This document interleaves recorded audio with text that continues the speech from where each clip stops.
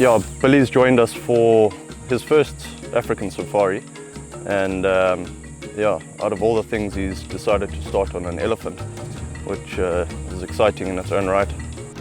This time of year is the most brutal to wildlife. No rain, no water, and no food. We're in the far western side of Zimbabwe, on the border of Botswana, known for the very high population of elephant. As you watch the film, you'll realize how too many elephant isn't always a great thing, and you'll see the realities that the outside world doesn't want you to see.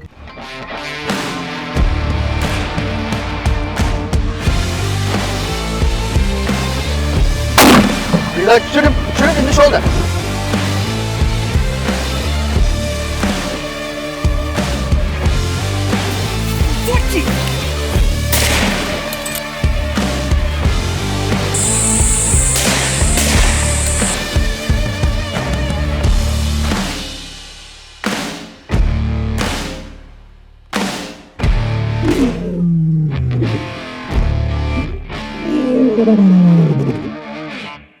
Heighten that, this does turn. Perfect. Cool. Unless you want to shoot again, I'm happy. I'm okay with it. Yeah, that's good shooting. Thank you. A lot, yeah. So yeah, the main criteria for Billy on this hunt was just to hunt hard, firstly, to hunt ethically, and just to look for a nice old elephant bull. He didn't have a particular weight in mind. All we're looking for is just a nice, full experience hunt and a nice, respectable old bull at the end of the day. So we're just going to ease in then, have a look at the group and see what's in there. Get you nice and close, have a good look, and some first initial impressions, and explain a few things to you.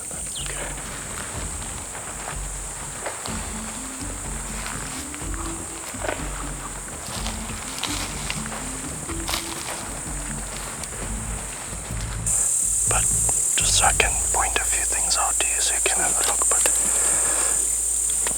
he carries the thickness all the way, which is nice. He's not sticking out a hell of a lot, that's the problem. But he's got good thickness and he carries the weight. It's an older elephant, you see how sunken in his head is.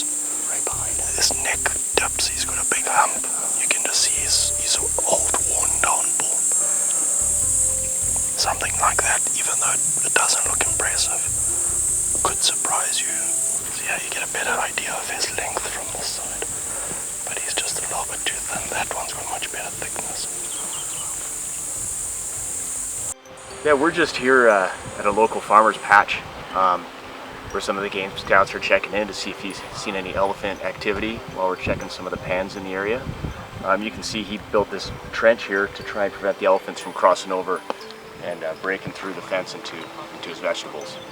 So just another example of some of the kind of wildlife conflict you sometimes see in these areas.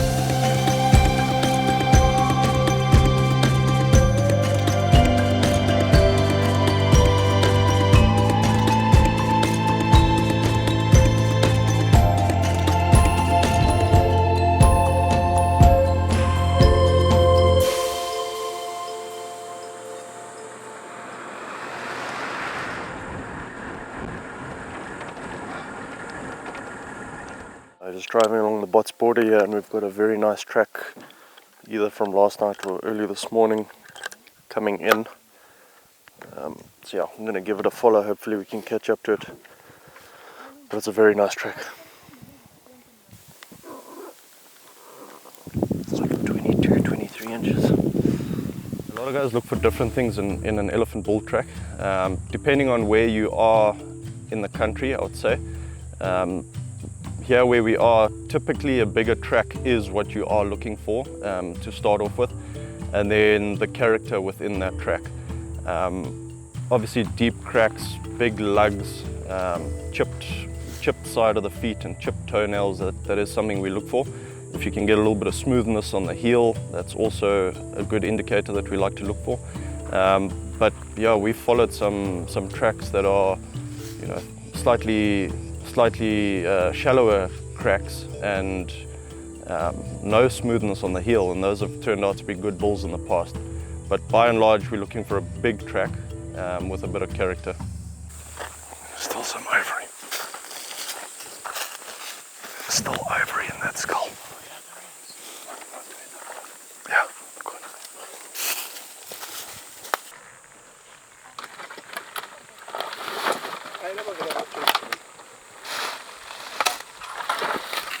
So what you do is you put the lower jaw in a tree. So if someone does come past you and they find this and they see the lower jaw sitting in a tree, it means we found it and we've recovered the ivory. Okay. We found a great track. We've been following that. We can see where he laid down here for the night. See where his ivory was in the ground. And as he got up, there's some other tracks that came in and they're a bit mixed up. We're just trying to sort that out. Just let the guys have a look a little bit and try and work it out. So obviously we started on a single elephant and then now there's like 3. But this looks like it could be him.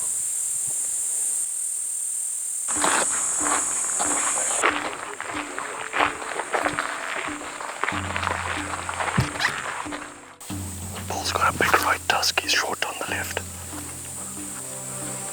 From this side he looks over, come and have a look. From this side he looks, and we're seeing it from the wrong angle, his right tusk looks over 60.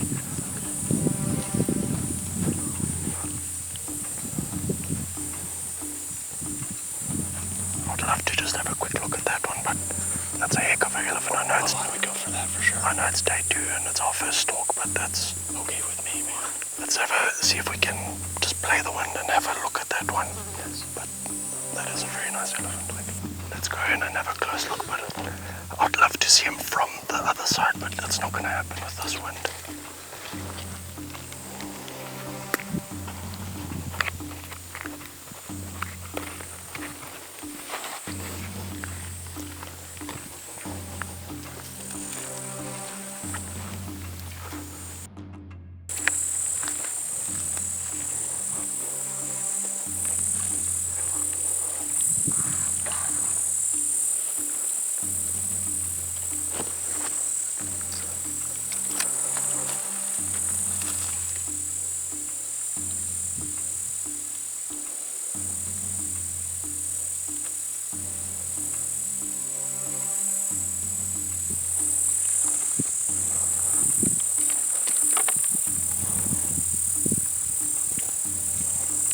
He stops in the shade.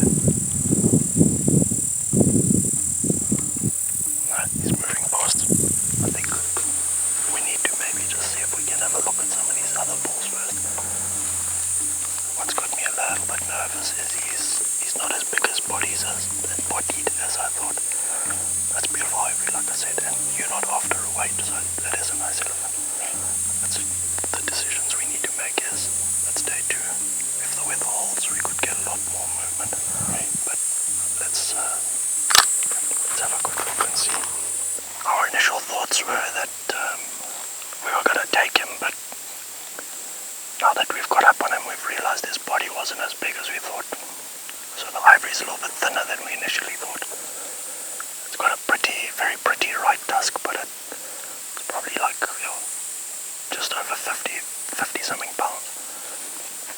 He's joined up with some other bulls here. We just want to try and get a look at one of the big-bodied ones. There's another short, thick bull, and there's a young bull with long, pretty ivory as well, but we just want to have a look at one of them. So yeah, once we've had a look at this other one, it's day 2, then we'll make a decision if we're going to take the original bull or not. They didn't pick up their trunks. I think the young bulls kind of saw something and then they heard something. But anyway, that was nice. We've had a good look. Let's head back to the road. Judging ivory is, I don't think you ever quite master it fully. Depending on where you are in the country, I mean, northern Zimbabwe, the elephant have smaller bodies, and thus they have less ivory in the skull. Ivory looks longer and more impressive. When you come closer to Botswana, Wangi, the elephant typically have bigger bodies and can often appear to have shorter ivory. So yeah, I like to get close, get a feel for how big the elephant's body is and how big its head is, and then that'll give me an indication as to, you know, what sort of ivory am I looking at. But yeah, thickness is the biggest key. You got to look for the thickness at the lip and look at how that thickness carries through the tusk. It was day 2 when we came past this pan. to look for tracks. As we got close, we saw Heath, the area manager, doing something with his team. It was a young elephant cow that had been in there for some time. Came for water and got stuck in the mud that was already churned up from the other elephant. They'd been trying to get her out for some time, but it was difficult as it wasn't the safest thing. She could somehow get up and hurt or kill somebody in that mud. She had lost all her energy and strength, but there is always that possibility of a quick bit of energy. So I was a bit apprehensive at first, but we had to get her out. So we came up with a plan. We decided to go around to the back of her and put the rope around her waist and then pull with the car.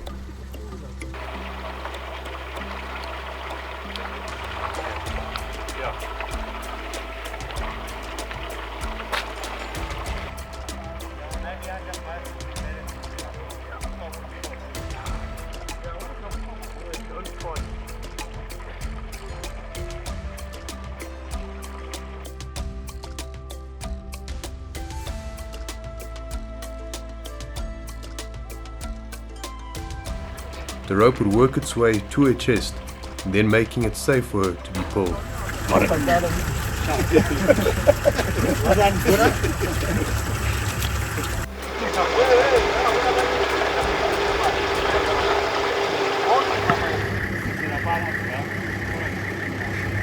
Come, somebody gonna help you.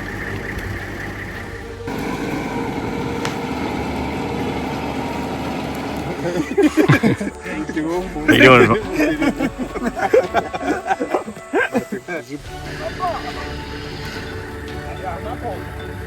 Hold it there, son. Take that. Quick, get off. Alright, pass up. Pass up, my daughter. Now the time is to move. Don't hit my car, please.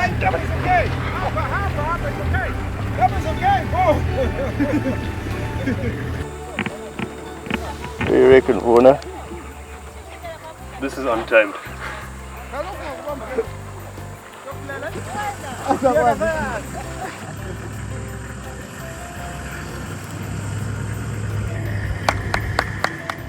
We're going to wake up a little bit earlier, try and get down to the bottom corner where we've been seeing most of the movement just a little bit earlier.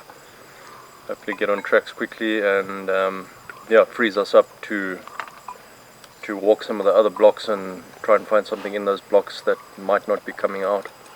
We're going to take a walk zigzag through this block here. It's quite a big block and there's not much movement exiting it or coming into it, but we know there's quite a bit of elephant drinking at this water point in front here, so I think quite a few elephant are coming in here, so we're just going to walk, climb a big tree, have a look, walk, climb a big tree, and if we cut fresh tracks we'll follow them.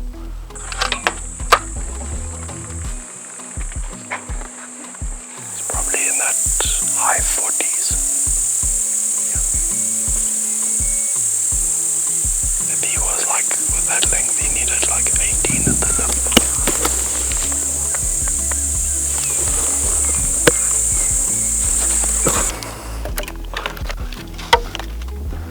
This tree is dead.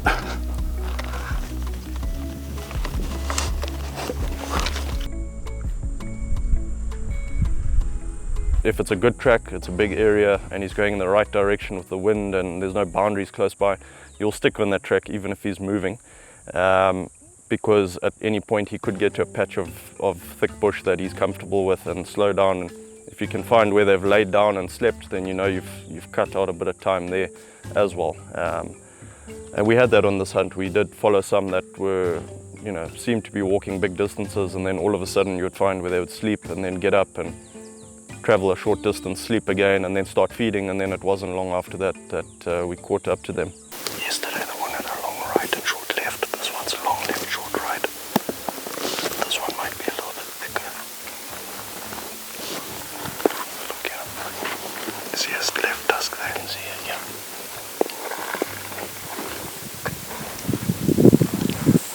They can have very, very good senses. Before, when we were approaching him, he was half dozing, his eyes were closed.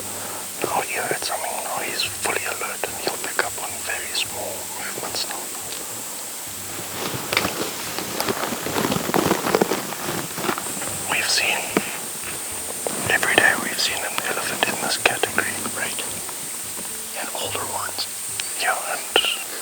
slightly off of it.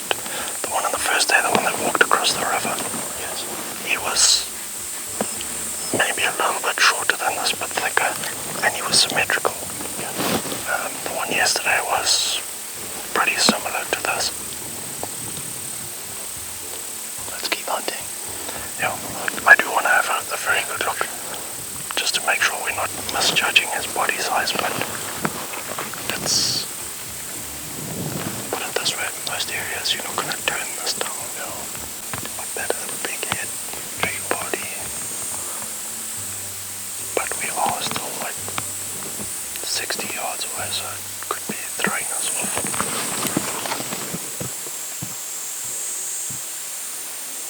In case he does come for us.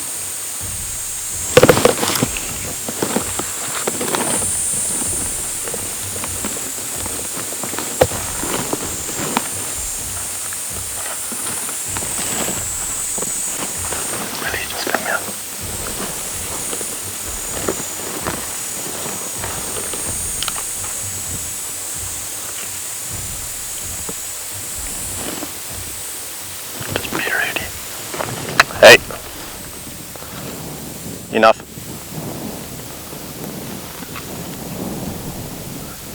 Come on.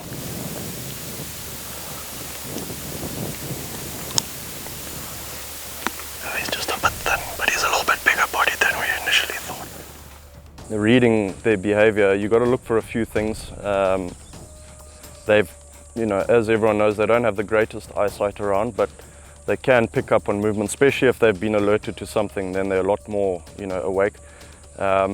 You just got to check, get the wind right, obviously, but check if they comfortable. If they're very alert, obviously they'll pick up their head, open their ears to try and listen for you, or pick up movement with their eyes. Sometimes the tail will lift up, he'll get a straight tail. Shifting body weight with their feet off the ground, you can see that sometimes they're uneasy. Sometimes they'll pretend to be eating and they're actually watching out the corner of the eye or listening for whatever movement they picked up. So yeah, there's a host of little things that can happen that you have to watch. So obviously Vaughan and I are really keen to bring this to market, not just because we want to sell knives, but really we want to give people a chance and a taste of Zimbabwe, a taste of Africa. You know, growing up in the bush, being able to experience it here all of our lives, we've been privileged. Not many people have that privilege. But now you can have maybe just a little bit of that. Obviously this knife is going to be it's been entirely designed and made here in Zimbabwe, and we're using Zimbabwean materials, Zimbabwean woods, and it's made with that in mind as well. It's of course also made for hunters, by hunters. And with that, I know Vaughan is super excited, we're super excited that there is the opportunity, of course, to win a buff hunt. But basically you get the once in a lifetime opportunity to hunt buff in Zimbabwe, which is probably one of the greatest hunting experiences anywhere in the world. So thanks very much for watching this, guys. We're super chuffed with your support. If you do want to support us in the industry that we're in, then please check out the website. A lot of custom knives are going to be dropped there, so just keep your eyes on for the next drop. Just walking this block looking for elephant sign, and we noticed a white sack in this little thicket we came to inspect, and it's a poacher's base. They've got, looks like 2 impala. They've cut up the meat and it's drying here. So we're just taking the meat down now, we'll confiscate it, and then we'll try and follow these poacher's tracks. It looks quite fresh. We'll see which cattle station they're going to.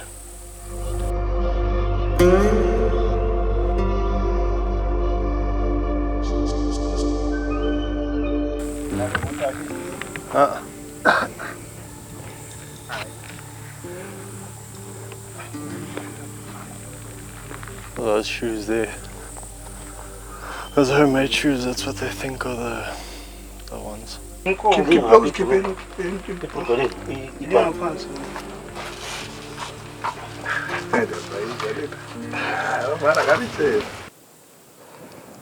a very big bodied one down there.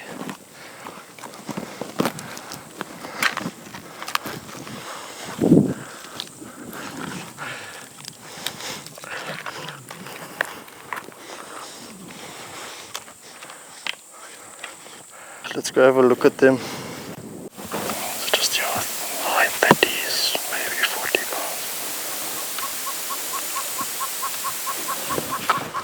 Nice walk, Billy. Saw a lot in there. Good.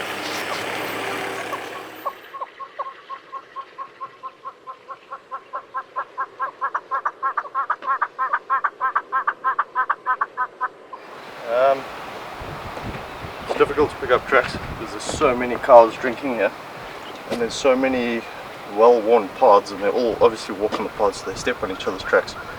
But we managed to pick up a piece of a track, and we followed it for a few hundred yards and confirmed it's quite a nice track. It's not the biggest, but it's got some wear and tear on it, and it does look like it is from yesterday evening. So we're just gonna pack up water, sunscreen, all of that, and see if we can get onto it. Sounds great. Once you pick up a track, it's you don't know if it's going to be a 1 mile hike or if it's going to be the whole day. I think a lot of it is determined by if the elephant's going to water, coming from water. Maybe the area where they're feeding primarily is quite far from the water. But if you look at the track and how the feet, the back foot and the front foot overlay, they can give you an indication as to how fast the elephant's moving. If the back foot's perfectly on top of the front foot, that elephant is ambling along at a slow rate. But the further that front foot starts to creep ahead of the back foot starts to creep ahead of the front foot, and if you start getting a gap between that, then you know that elephant's striding out. And if they're disturbed and they start moving even quicker, then you'll even start to see when the toes start to dig in like that.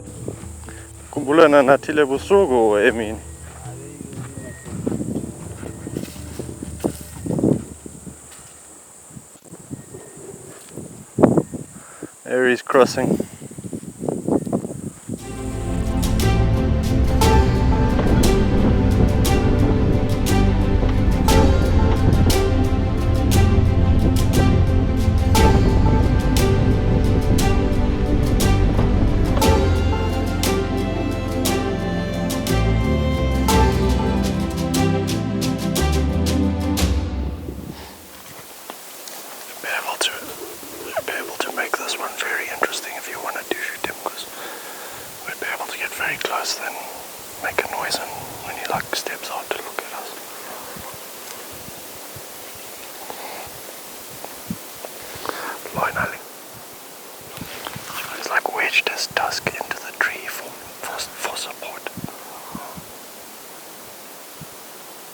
Just move slowly back.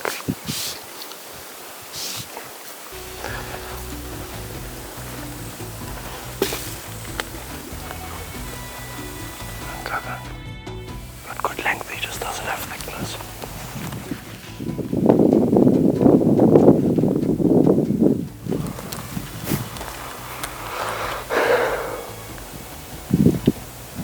Because of the time of day, it makes it look thinner than it actually is. When you look with binoculars, you can see that it's probably like 40 pounds.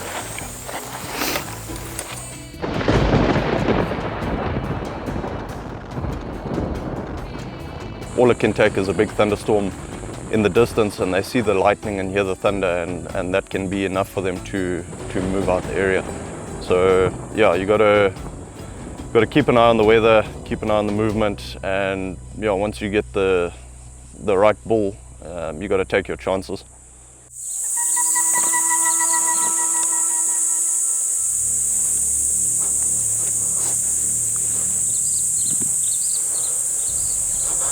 This is the biggest elephant we've seen so far. That's a nice bull. Yeah, he's symmetrical. Let's do it. Okay. Let's get him.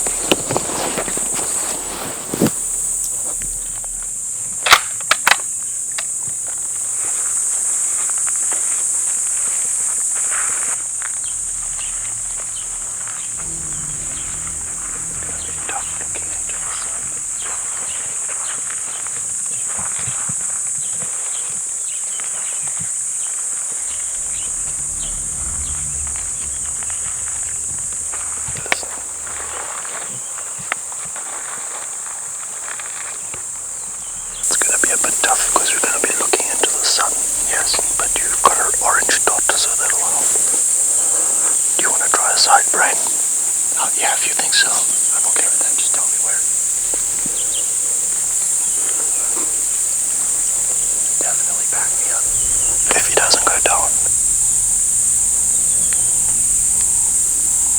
Problem is it's so dead calm that he can hear us.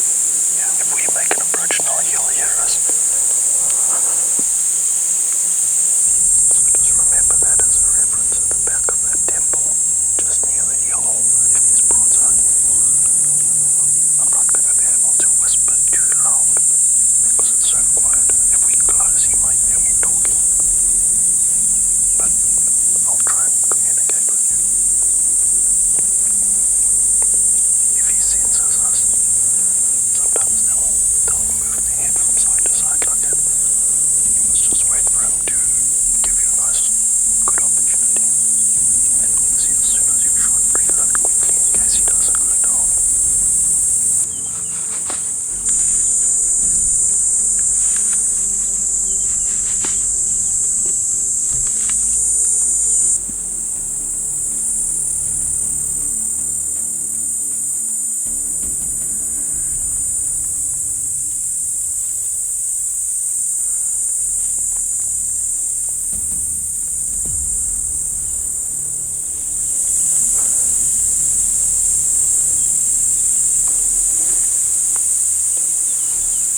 Slowly.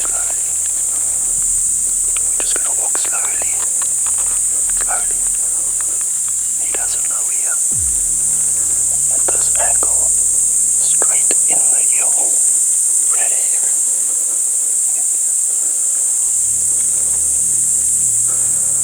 Ready when you are.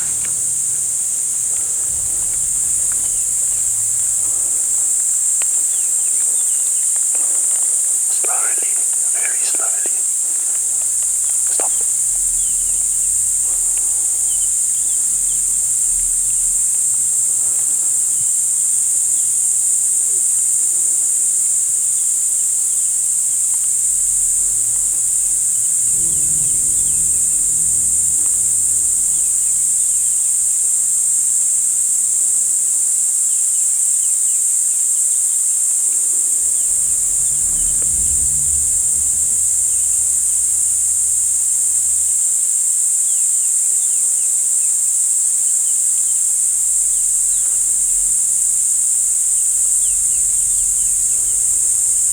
Very slowly.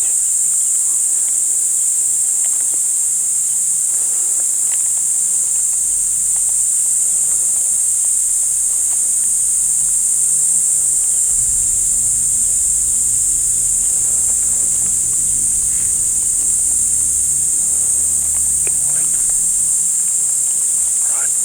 Take him between the eyes. Wait, yeah, between the eyes. Come, wait for him. Come forward. Go to the right and put one in his chest. Go on a knee and then put one into his chest.